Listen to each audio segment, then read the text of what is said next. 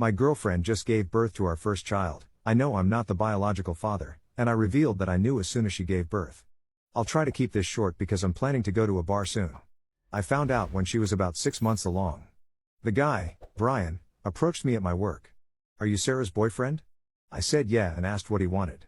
He said he was sorry that he had slept with her and swore he didn't know she was with someone. I don't believe that. He then pulled out his phone to show the texts between them. They had been sleeping together or linking up for at least a year. Then she found out she was pregnant, and they came to an agreement to just pretend the baby was mine.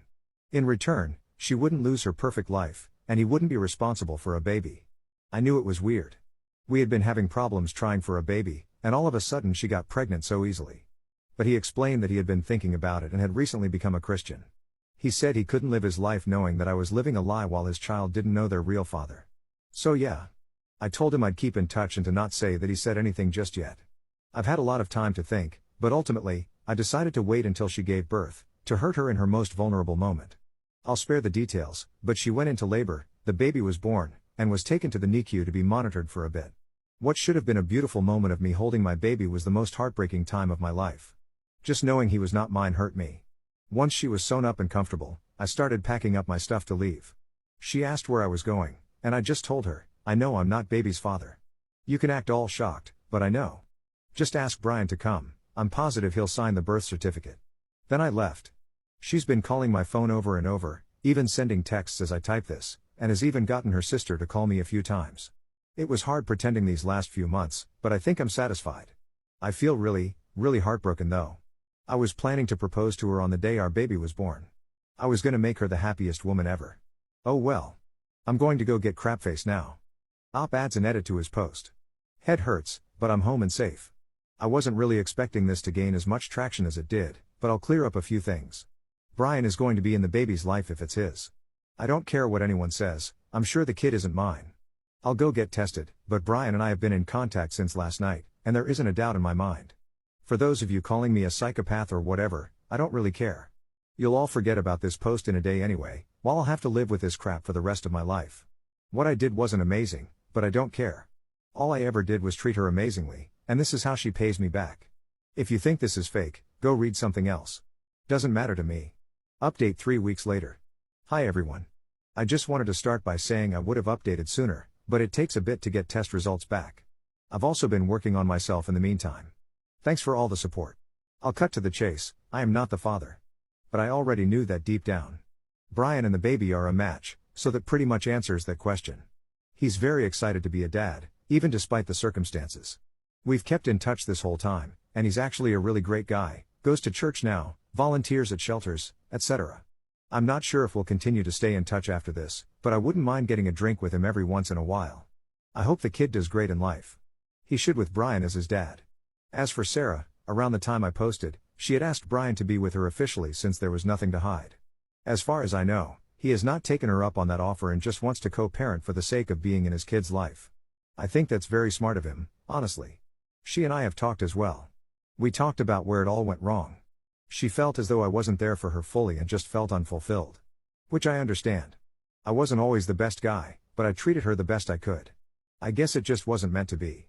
She started crying, and I did give her a hug, but I made sure she knew it wasn't because I cared about her. She's offered to stay friends and for me to visit if I want, but I declined. I'm not really interested in keeping up with her and her kid, but I did give her the stuffed animal I was planning to give our kid someday as a gift. She's been staying with her mom and has fully moved out her stuff. She asked me to keep her number, but I blocked her the same day she finished moving out. So it's just me now. I'm not gonna lie, my heart has been super heavy. But I think I'll be okay. There's a cute girl at my work, and we've been talking. She's a single mom and has been awesome so far.